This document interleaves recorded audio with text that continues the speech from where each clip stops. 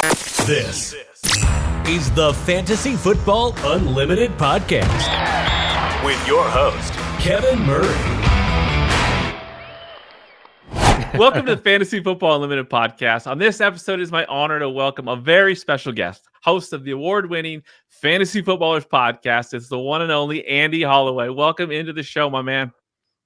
Thank you very much. I appreciate it. It's always nice to talk to you, Kevin. So I'm happy to be here.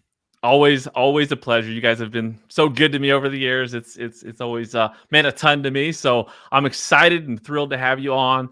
Before we first dive in, though, shout out to your Spitballers comedy podcast. My daughter and I were listening this morning. It's a tradition of ours, and nice. I just want to give you an update from the. Oh no! Yeah, an update for you and the Spitwads from the Is This Real Life segment. Those zebras. I mean, that's like 30 minutes from my house, right? So that was big news. It was big news, and they did indeed find that last zebra. So we're good All on right. that front. Okay, I kind of had hopes that maybe that was just the final one in the wild. Maybe it was pregnant. A whole herd of zebras comes out of the woods in 20 years, but I guess you found it. Unfortunately, we found it. But I will say that rodeo clown, that in that story, he was one of my guys, fantasy football league. He was actually doing his last place punishment. He was out on the road with a sign and dressed up as a rodeo clown, and he saw the zebra. So, oh my gosh. Okay, too funny. Too funny. No, but obviously, this journey of yours, it's been so much fun to witness over the years. Blows my mind. I'm sure it blows your mind as well that you guys you're coming up on like a 10th year anniversary. When's the official anniversary date? Because I know you guys probably have stuff planned, stuff. Yeah, I mean, we know it's our 10th season, so yes. We don't have a date picked out. I think as we head into the season, we're just going to be celebrating the fact it's season number 10. So it'll probably all come, end of August, early September as we get ready for football kicking off. We'll be kicking off year 10 and just going to celebrate that milestone with the community. And it's surreal. It's weird. What a ride it's been. You guys have created the greatest fantasy football podcast on the planet. That is a fact. And for obviously for listeners and viewers that thanks for saying that. Oh, of course. I mean, it's factual, right? So from my perspective, I mean, it's objective, right? There's a lot of sure. No, I'll take it. But no, there's a lot of good shows out there, and we're just happy to have our spot. I get you. It's true. No, you guys have a great place in this market for sure. But for listeners and viewers that just listen to the podcast, they love the podcast, that maybe don't look further, what are your favorite features, tools, and content that comes from the Fantasy Footballers outside of the podcast? If you were outside of the podcast, I mean, if you were a consumer, what do you like? I think we have a really talented and hardworking and dynamic writing staff. So I think the content that gets put out there, not by the biggest faces on the podcast, is probably a little bit underrated.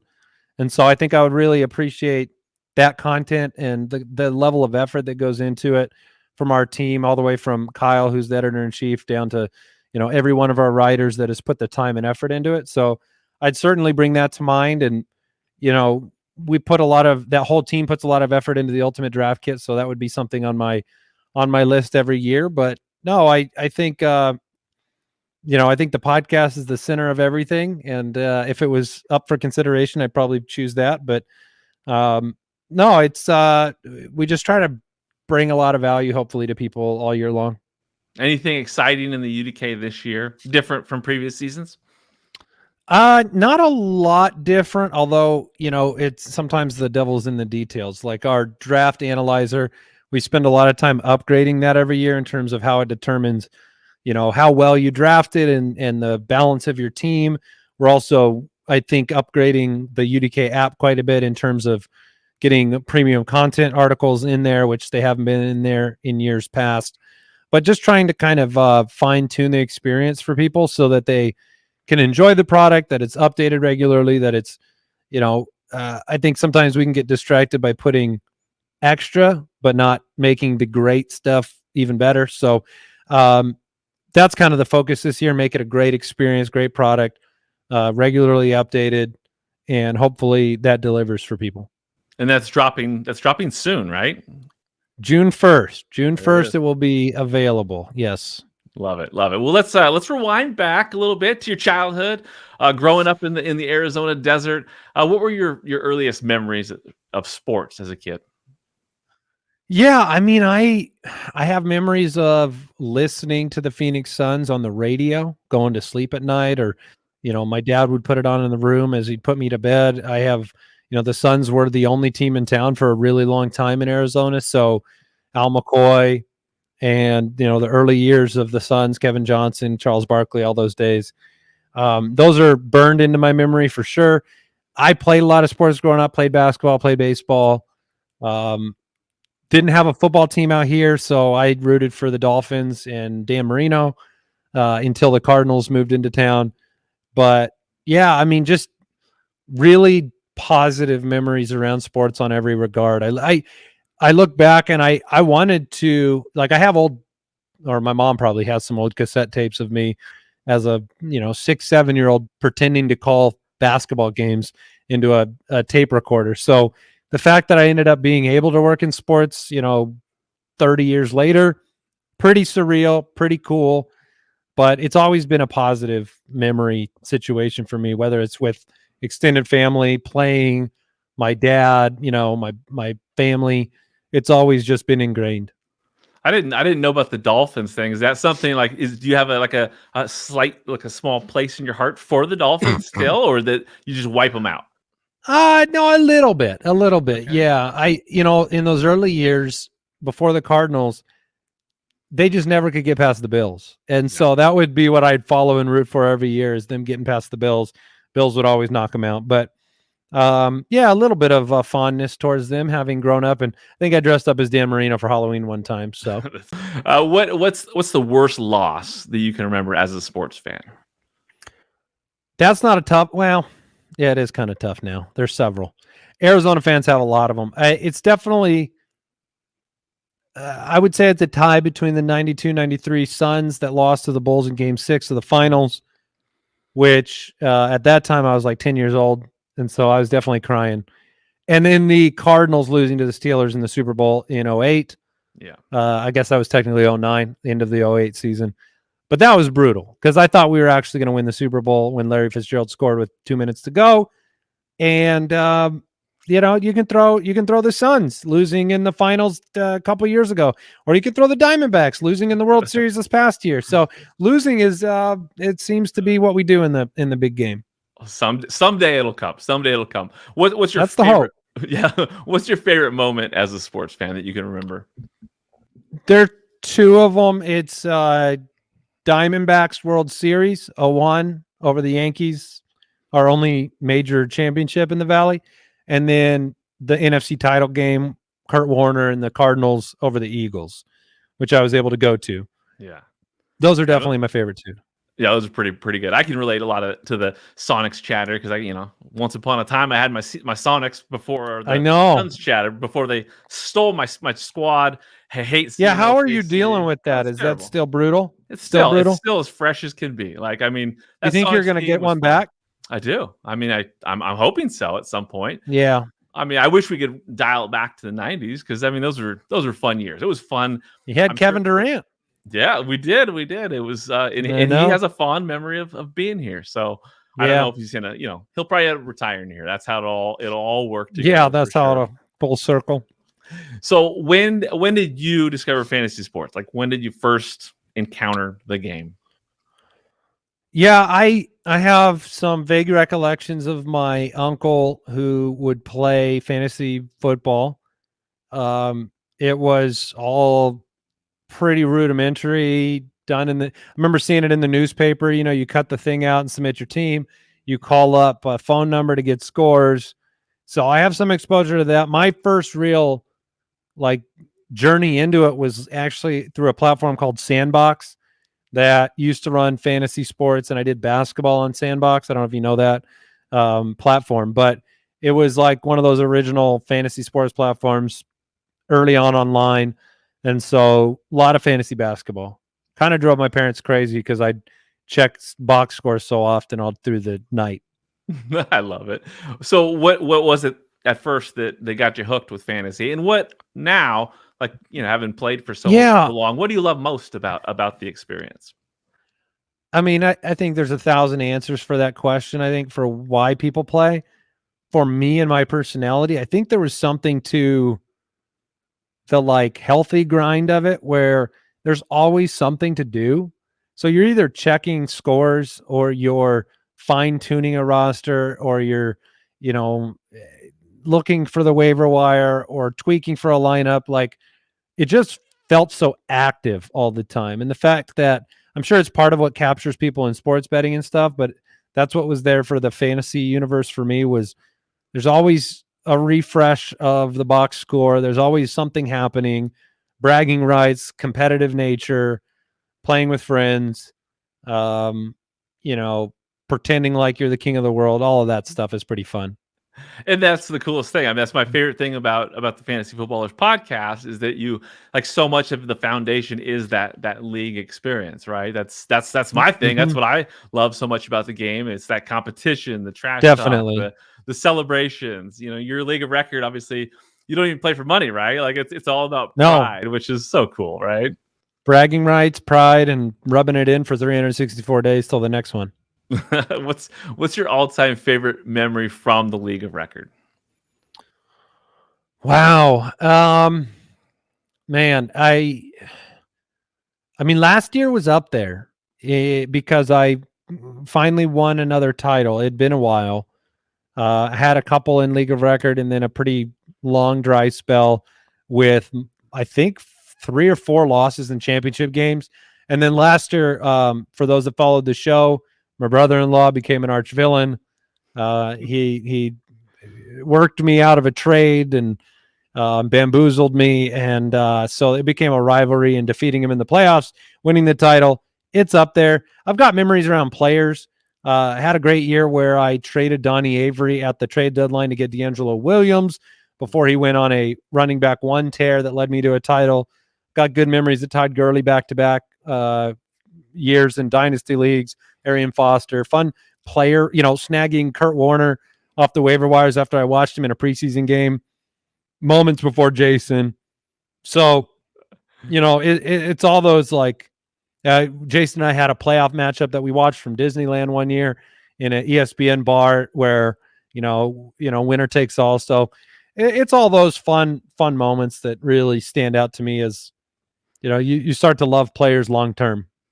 Yeah, and then just those those memories. I mean, I can tell obviously when it comes to the Yeah. league, it's that experience with friends and family and the stuff No that happened question. last year with that trade was, I mean, that was such great content from the outside. It was incredible. I wish, To see how it just all happened. It would have been something fun to script, but it was just oh my absolute gosh. pandemonium and became quite the story on the show. So it's fun to have that stuff happen.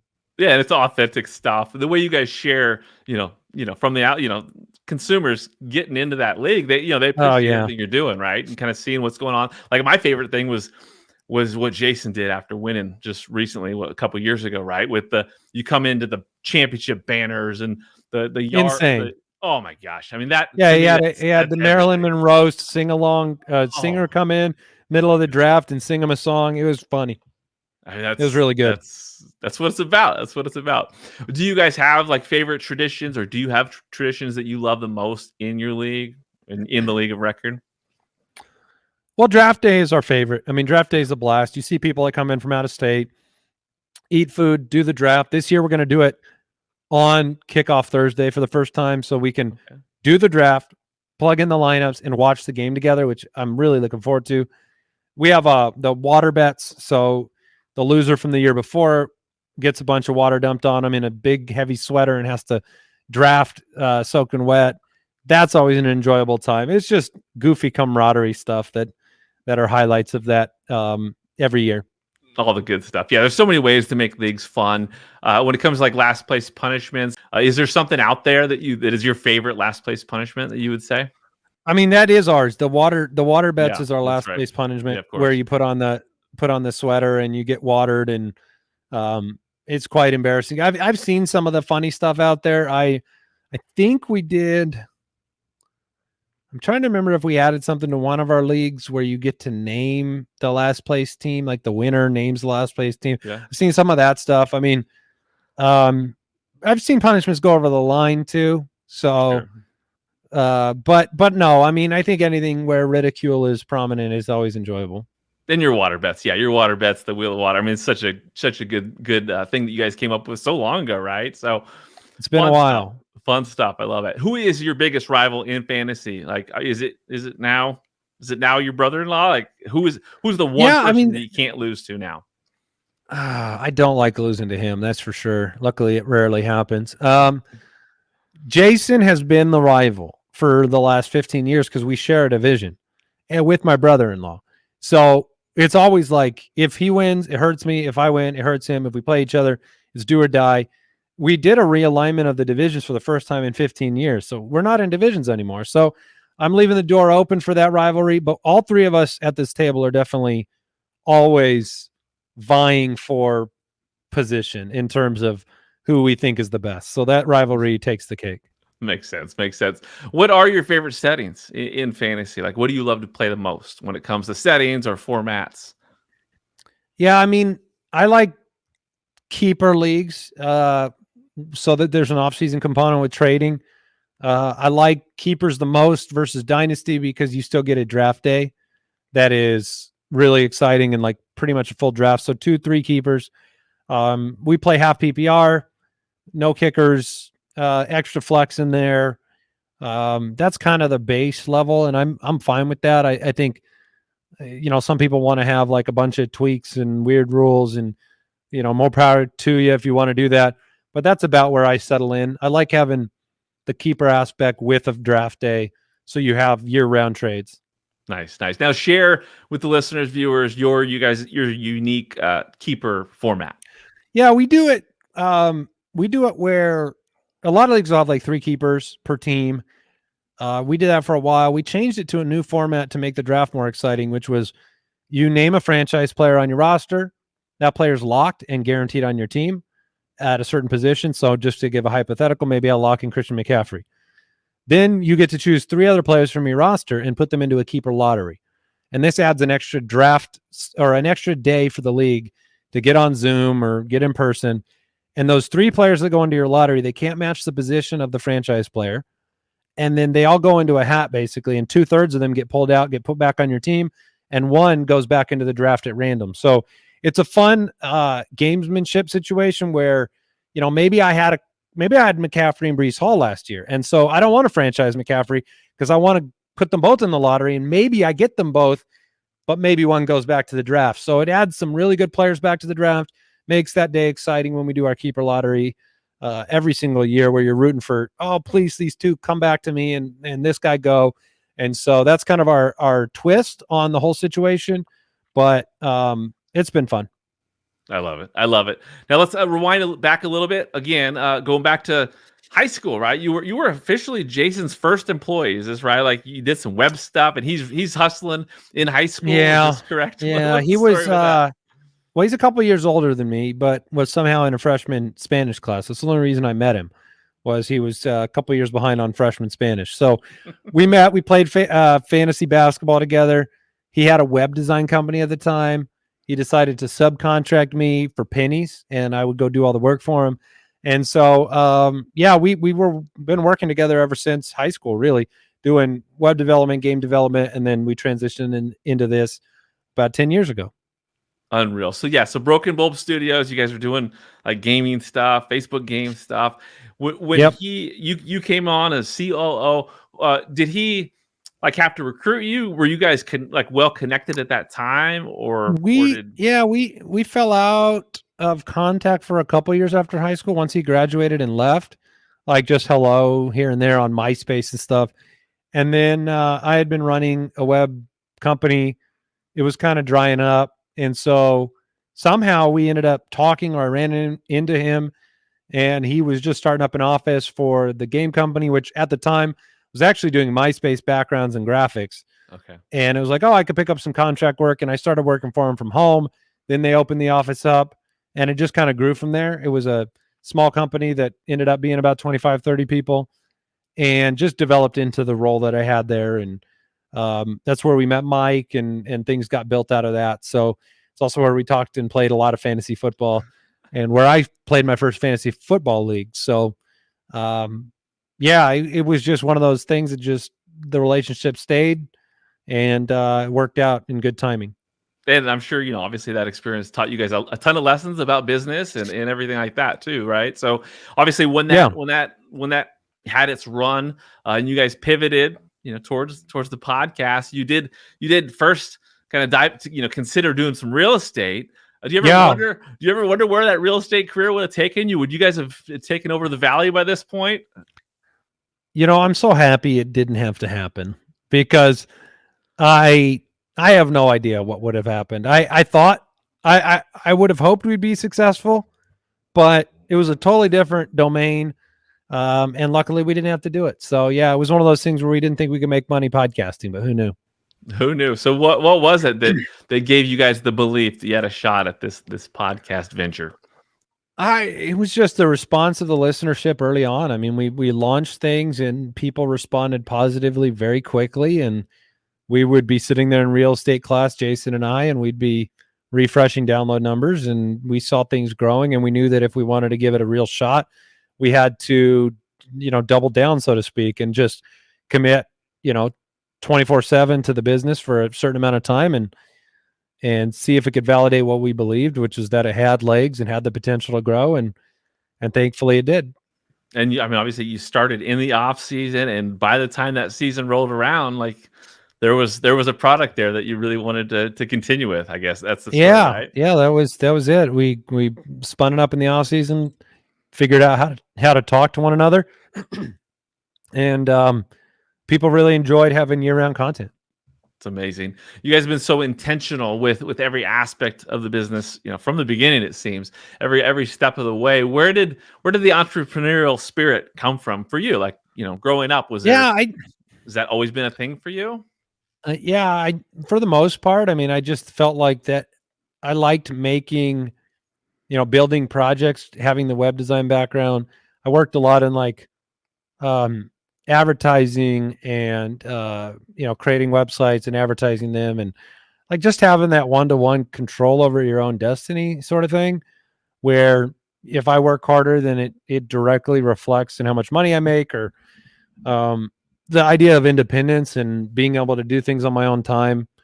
It was always attractive, and I'm a pretty type A kind of like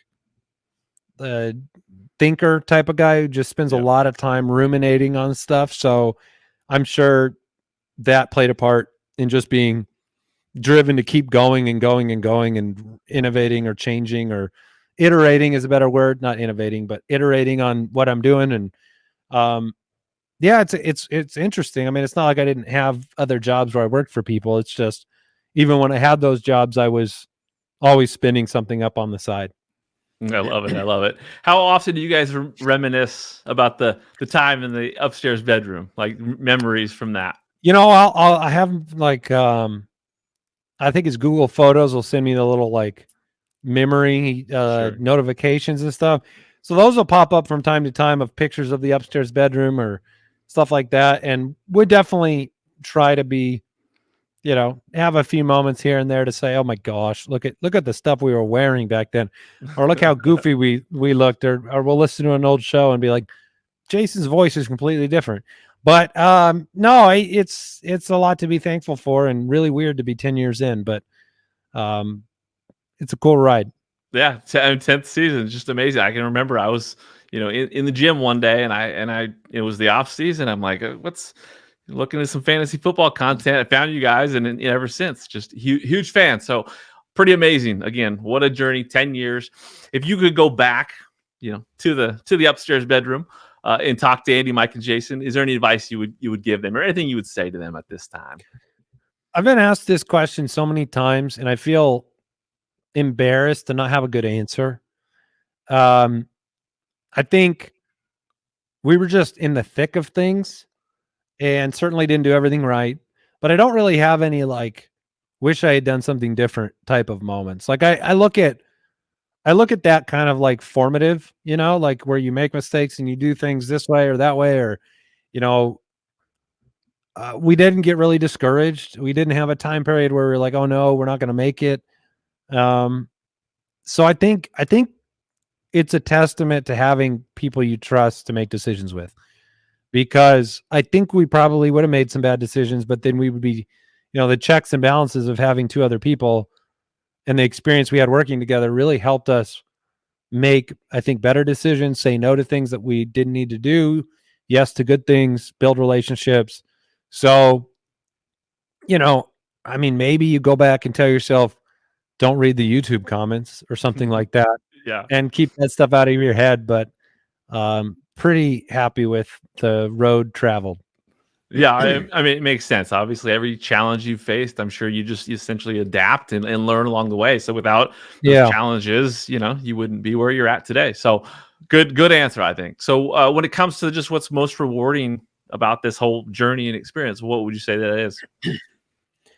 I would say that being able to have a meaningful contribution to the community of fantasy football in hopefully a positive way, supporting and providing for our employees who we love dearly and care about immensely, and seeing their lives changed in the direction of their, profession and what they chose to do, having that opportunity to work in hopefully an environment that they appreciate and contribute in a fun way to a industry that has like just so much room for innovation.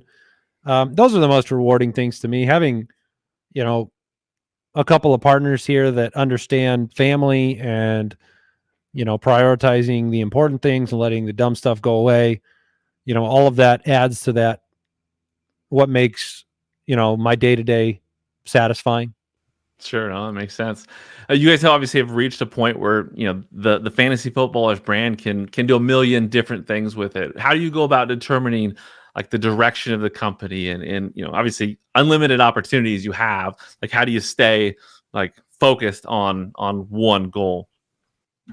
Yeah, I think we don't want to do things we don't want to do, which sounds really kind of simple, but this idea that you have to constantly be adding, um, as opposed to improving, or adding instead of, refining, is kind of a foolish mark of success, in my opinion. So, um, I think we try to take our time, do things we're passionate about, do them well, and we still see headroom in fantasy football in the NFL. And I think that's bore itself out over 10 years. That's been our answer for 10 years, is the NFL is growing and it continues to grow. Fantasy is growing and continues to grow. So to detour too drastically from that as a central focus would be, I think kind of stupid.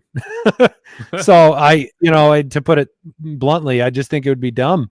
So we like focusing on the things that we enjoy doing. We like the cadence of life. We want to always make our products better, make the process for our listeners better, and say yes when the timing's right on big opportunities. That makes sense, and there are probably so many opportunities that come to you. Like, how important is just maintaining that creative control on the product? Yeah, it's super important. It's been a centerpiece of probably 500 discussions in 10 years. It's like we don't take for granted our audience. And so because of that, we don't want to do stuff that jeopardizes the long-term value of them. You could take a short-term opportunity and undermine the long-term viability of an audience. So we definitely try to make decisions through that lens and prioritize them, and recognize that they're not a guarantee to be there forever if we don't stay committed to what brought them in the first place. That makes sense. How do you measure success or define success? Yeah, I think there's a lot of ways to define it. You have a bunch of business metrics that everybody would pay attention to. Like, we want to grow our YouTube channel and our podcast listenership and our advertising ROI, and we want to sell more UDKs and all of that type of stuff. But, at the same time, we also want to be bringing something redeeming into the community, and we want to be, to have enough vision to be fixed on a goal, but not have the blinders on so much that we can't pay attention to feedback from our listenership and our customers and things like that. So, just trying to stay in that lane and stay focused and try to make sure we're enjoying what we do, because the best products come out of it when we're enjoying it. Well, you guys have assembled such an incredible team around you in this process. How do you go about bringing in so many great people? I've been a part of, our previous business, we hired a lot of people and it doesn't always work out, for sure. We've been very fortunate with the group that we've had. And a lot of people have started small with us and then built themselves up into very significant roles over time. And we've had people that are friends that have come and worked for us and applied their talents and disciplines. And then we've had people from the outside that we've been fortunate enough to find and discover and say, wow, that is the keeper. And, you don't really succeed as a type A person trying to do 100% of things yourself. You got to entrust people with expertise, skills, and abilities to do what they do best and do it around you. And that's how you build a team that is successful. And we've been lucky enough to find people that are committed to the company in a way that isn't just, a clock in, clock out situation, that care about the integrity of the product. And so, I give them all the credit. They've applied themselves in a way that is constantly impressing me and adding to the company and opening my eyes and teaching me new things. And so you're right in the fact that you can't succeed without a great team. And how did we find one? I think we got really lucky. That's what I think. Well, it's been fun to see the brand grow, from the early days till now. It's such a yeah, joy. Again, it's can't believe cool. it's It's been cool. season. It's amazing. It's wild. Where do you see things going in fantasy? Next 5-10 years. What trends do you see happening in this space? Interesting. Yeah, I'll be curious where people's tolerance to the sports betting crossover stuff, where that tolerance is. I think a lot of platforms are going to, because of the financial incentives, continue to try to combine the two environments, redraft and standard fantasy and sports betting and props and things like that. So I think that'll continue to evolve. I think technology will continue to evolve to be that, that awesome bridge that it is now between the television and in your pocket and being able to track things and maybe do more sophisticated things inside of the game that we couldn't do before. You see analytics having such a huge role in the way we watch sports and predictive analysis and stuff. So I think a lot of AI and predictive stuff will come to the fantasy space probably in the next 5 or 10 years, trying to predict the unpredictable, so to speak. But it's fun to watch companies innovate. It's fun to watch companies develop in the midst of the last 10 years. And, we'll be paying attention to all of it. It's going to be wild. Yeah, there's so much has changed in such a short period of time. It's amazing to just have to project ahead and think where we're going to be. But I'm sure you guys are going to be on the forefront of so much of this. So I can't wait to see where that goes. We'll be old, Kevin. We'll be very, very old. That's what'll happen. old and retired, right? No. Yeah, sure. You guys will be around for a long time. I know it. Let's switch gears to talk a little bit about the fantasy sports community. How much has the community meant to you? Obviously industry colleagues and people you've met along the way, but also, the Foot Clan and the people that that fill up your community. Yeah, it's awesome. It's a collective group of the same souls. Just people that, we always joke about the fact if you're on an elevator and you overheard somebody talking to their friend about Austin Eckler's PPR points that week, all of a sudden you got common ground to have a best friend out of nowhere. So yeah, the community is amazing. I think we've always been really, surprised at how positive our listenership has been. You're always going to get shade because trying to predict something in the future and you're going to mess it up. But for the most part, it's been awesome. Our colleagues in the space, there's that cooperation or however you want to say it, that, we're competing, but we're not competing against each other because we love the sport. We love each other. We get together, it from, FSGA and stuff like that. Like there's a lot of respect out there for the people that work in this space day in and day out, grind it out, put content out there all the time. And there were people that played a huge part in positively influencing us at the beginning of our tenure in the space. And so we want to be that for other people too. Well, and that's from my perspective. I mean, I don't think there's anybody that has inspired. I guess since your podcast took off, I don't think there's anybody that's inspired more content creators to dive into the space and do stuff in fantasy because of you guys as examples of like, hey, these are real guys, relatable people, authentic, talking about fantasy, talking about their fantasy football league. Like this is so relatable, different than like someone being inspired by someone on TV that's a broadcast major, or has a background in broadcasting. You guys kind of set the ground, the ground, the path for so many people to dive in. I think COVID probably helped too. A lot of people were like, "What are we going to do? Let's start a podcast." But you guys have done so much because of how relatable you are, to inspire people. There's countless people that I know specifically that it's because of you guys that they decided to dive in and have created careers in the industry. And it's awesome. That's a humbling thing to get those notes or letters or hear stuff like that from you. Because I think the fact we're independent is something that, allows people to know that there's a path, right? Because, even when we started, I was like, oh, we're probably late to this.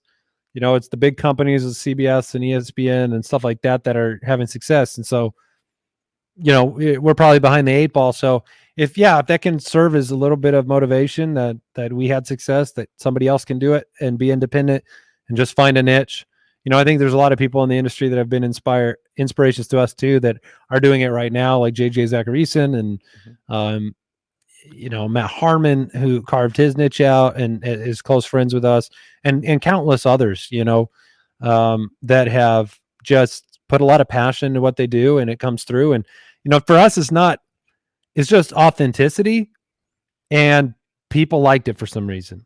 That's how I look at it. It's not like we're strategically trying to do anything with the show content that was like, let's trick these people into liking the show. It's like we're authentically excited about beating each other at fantasy football and we're goofball dads. And I think some of that resonated with people that are just living life every day and built us into the routine.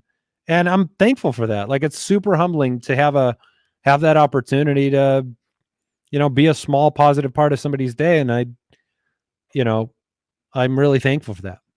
Well, and it's that format that you have where everyone, they feel like they're a part of your world. They know so much about you guys. What's that been like with the live tours and everything, where you're meeting people that just feel like they're your best friends? Like I've experienced that, where I know you consume so much of your content. It's so easy to relate to you guys. Like, you just feel like I'm part of that, the fourth person at that table. Sure. Yeah, no, it has been cool when we've done live events and people talk about, that they've listened to us for a long period of time or doing the same thing, their drive, their commute, the gym, mowing the lawn. I wake up every day and listen with my kid, whatever the case may be. It's neat to see faces and to understand that there's a lot of excitement and passion behind the show, and that people enjoy that part of their day. And so, yeah, it's cool. Podcasting is a uniquely intimate platform that allows you to kind of be yourself. And, we've done some radio stuff before, and it's like, oh, just repeat the same thing every 15 minutes. This is more like, come hang out. You know what I mean? So it's definitely different. And, I'm thankful that we have the chance to do it. What advice do you have for people that do want to dive deeper into creating content in fantasy? And if you were gonna start over, like, what would you do? How would you create a brand or a podcast or a career in this direction? Yeah, that's a tough question, Kevin. I mean, I think being realistic and honest with yourself about what you're doing is really important. Like, most situations like this, there's a long period of grinding to earn your spot or to set yourself apart. where you're not going to have some of the metrics that I was talking about earlier come through right away, where it's going to take a long time to. So you got to love it, like you got to love it so much that you're doing it almost because you would be doing it even if the camera or the microphone was off. That type of situation, in my opinion. And not every writer is a podcaster. Not every podcaster is a writer, and not every app developer is a content creator. And it's so the disciplines that that you've learned from other areas or other companies you've worked for or things that you have passion for, if you can find unique ways to apply them to fantasy sports or any area of life that you're interested in, I think that's always the best bridge and the best way to find fulfillment is, if I'm a guy that loves hiking and loves it more than life, and then I notice there's an opportunity to create a hiking app. I mean, those are things combined, passion and that niche. So I don't know what we do right now. I haven't had to think about that for a long time. If we were starting it new, the media platforms are different. Reels and TikTok and all that stuff is very prominent. There's a lot of people very successful in those specific verticals. We'd have to really look at what we could bring to the table.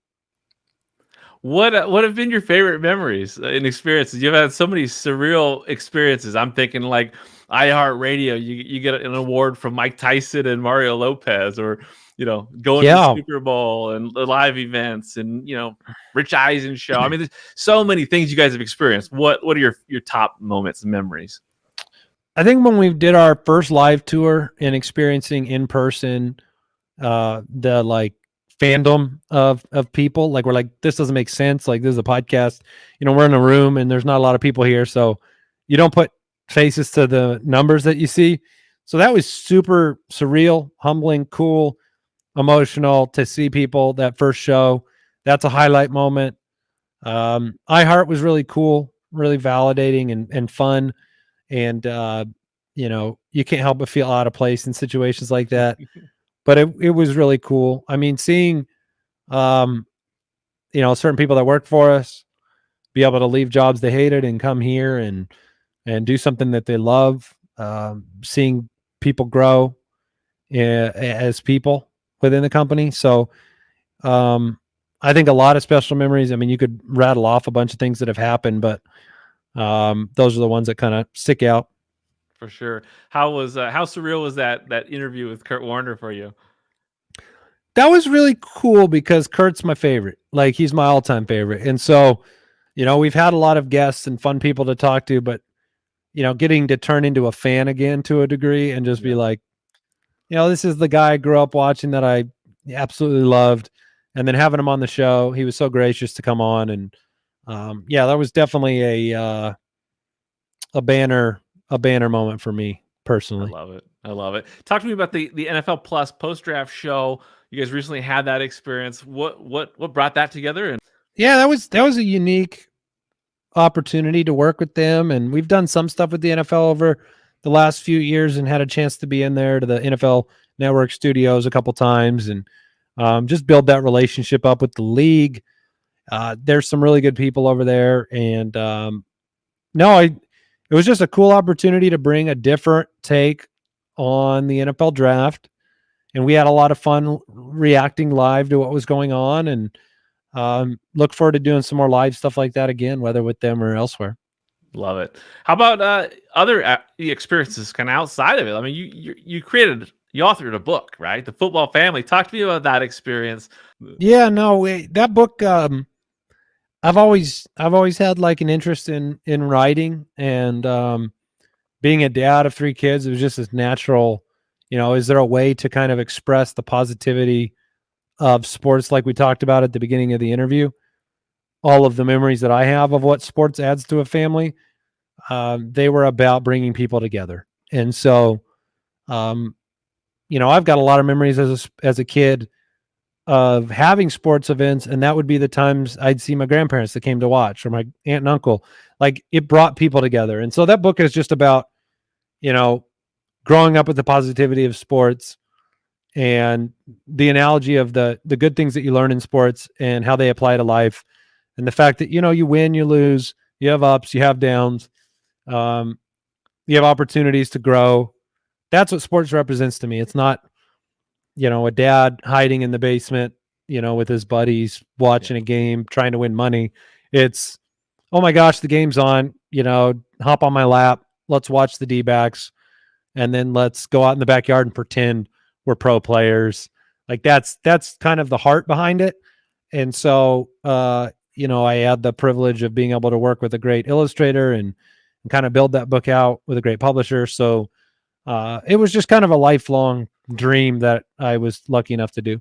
I love that. Yeah, sports. I love asking people about their favorite sports memories because most of the time it's tied to some memory with a family member, or it's beyond that moment, right? So yeah, true. For sure.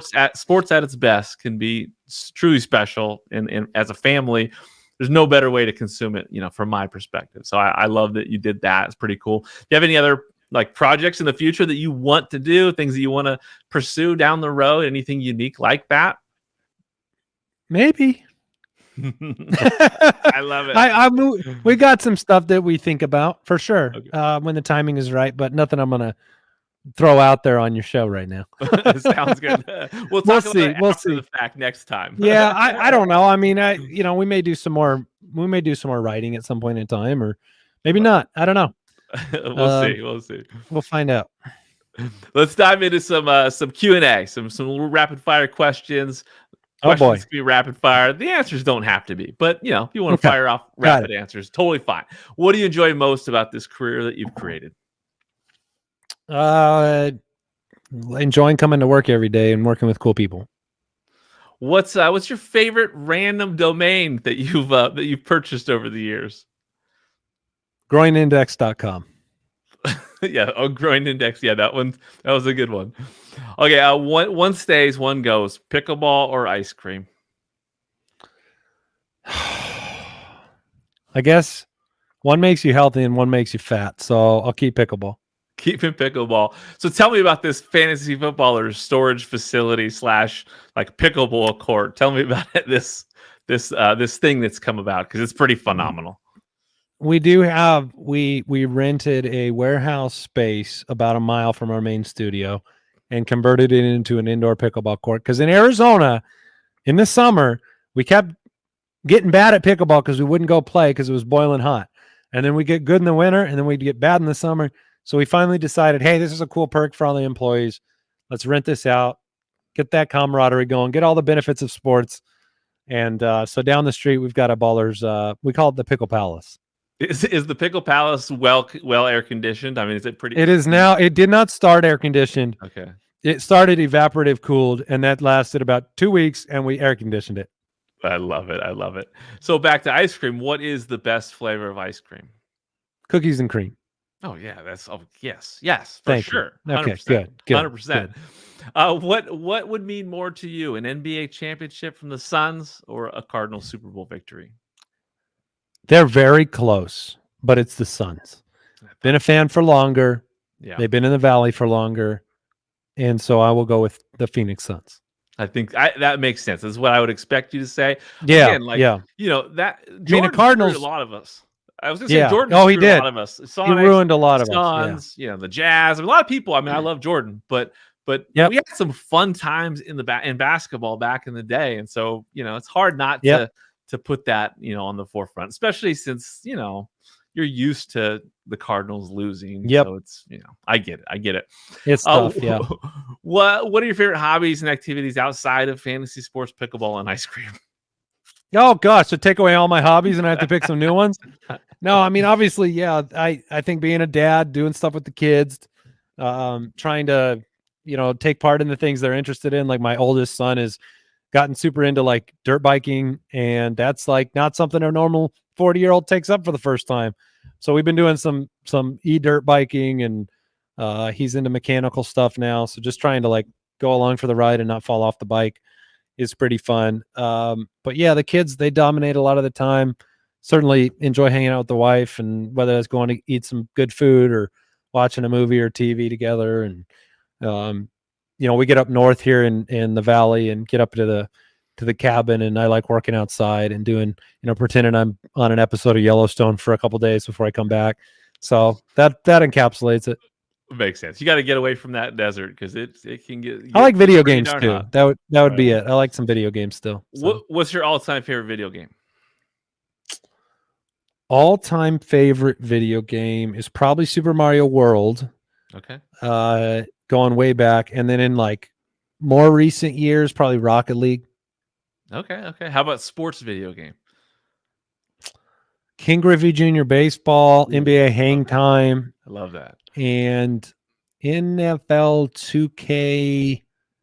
2K, whatever year the Eagles played the Patriots in the Super Bowl.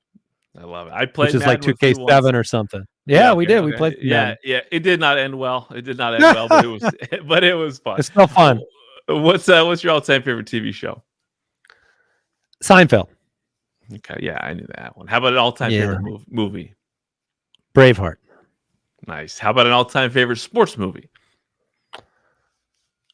Remember the Titans is great. The Natural with Robert Redford is a great movie. Boy, I feel like I'm omitting something obvious, but and they just put Space Jam in there too. There you go. What do you enjoy Does most? that count? Yeah, that totally counts. Shuffleboard, ping pong, foosball, cornhole, beer pong. What do you enjoy most? I've seen you guys can that's one thing. Footballers, we like to compete. Compete. What's your favorite out of all those kind of games? The best part of this entire interview is getting to tell people that we compete at everything and just challenge us. You've been there. You've seen it. I've seen it all. I think cornhole. Okay. Okay. Ping pong. That's your foosball favorite also. out of them? I think so. I mean, You probably thought I was going to say foosball. You guys are pretty dominant in foosball. Yeah, I think I enjoy playing cornhole the most of those. But ping pong's right there. I mean, those trifecta: ping pong, foosball, cornhole. You're going to lose. You're going to lose. You're going to lose. Which is your favorite? I don't know. What are you best at out of all those? At this point, I used to be really good at ping pong, but I haven't played in a while, so I think I'm just okay now. I think cornhole. Okay. I think cornhole, which I'm really disappointed that at these FSGA conferences we never get a competitive cornhole tournament going. It's always the foosball.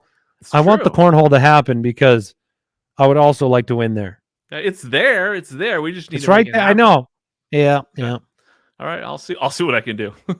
Yeah, right. I love shuffleboard. I mean, bring a shuffleboard in there. Shuffleboard's awesome. No, that's sport. It's that's a good super game. fun. Yeah, we used to have a table here in the office for a while. It's a good one. It's a good one. Stuff. What's your favorite band, artist, musician? Currently Noah Kahn. If you go back in time a ways, John Denver. Okay, nice. Yeah. What's the I'm an old man. You book? forget. Yeah, there you go. What's the all-time favorite book? All-time favorite book. I'm a pretty big C.S. Lewis fan.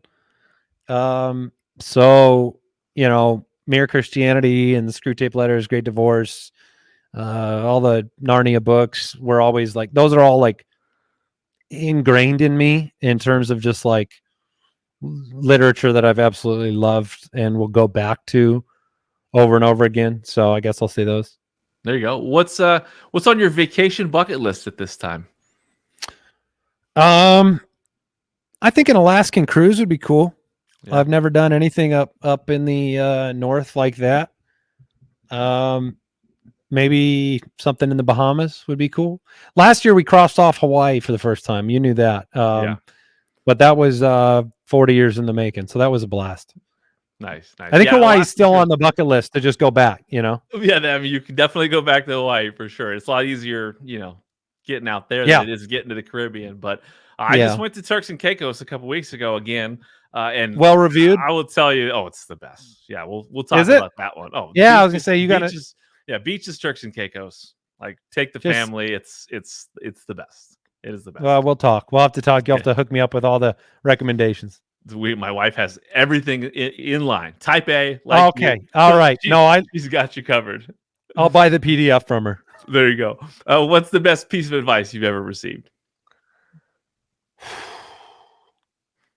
That's not a fair rapid fire question. Best piece of advice I've ever received. I think my dad taught me how to say I was sorry.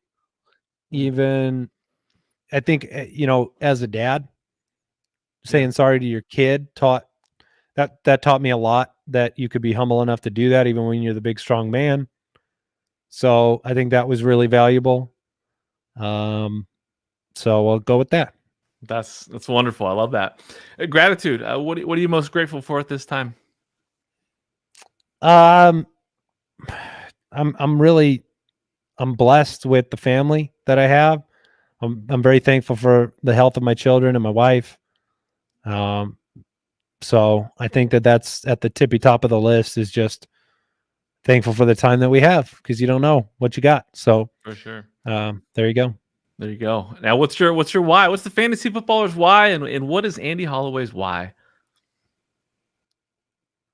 What is my why? Create something positive and redeeming and valuable, and do it consistently in the proper proportion to the rest of life that is also important.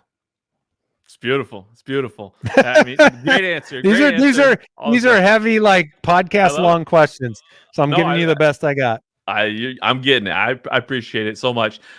Is there anything that we haven't covered before we close things out here? That's literally everything you could cover. You just covered everything on earth. That was Turks and Caicos was the last thing that I hadn't covered, and we got there. So no, I think that does it. There we go. There we go. What do footballers have in store in 2024? What's coming ahead? We got the UDK coming just in a couple weeks, and then we got. I'll say this: we're running it back, but we'll be celebrating the 10 years. We'll be doing another live show.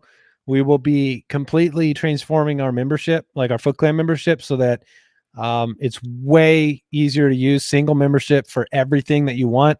If you want to be a supporter of the show and you want everything all at once, you don't have to have different platforms and memberships. And so we're going to simplify everything. We're going to give you an in-season app with all of the premium content for the first time. So we're doing a lot in terms of brand new stuff this year, and very excited. Fantastic. Well, thanks again for coming on and joining me, Andy. I sincerely want to thank you guys for just all your support and kindness over the years. You guys are the best. Absolute best. Always happy to do it. No, so much fun having you on here. I can't wait to see what's in store in 2024. All the stuff you got ahead of you this year, and obviously years ahead, because the best is yet to come for sure. Absolutely. Thank you for listening to the Fantasy Football Unlimited podcast. Until next time, be sure to follow and subscribe to all of FFU's social media accounts for daily content.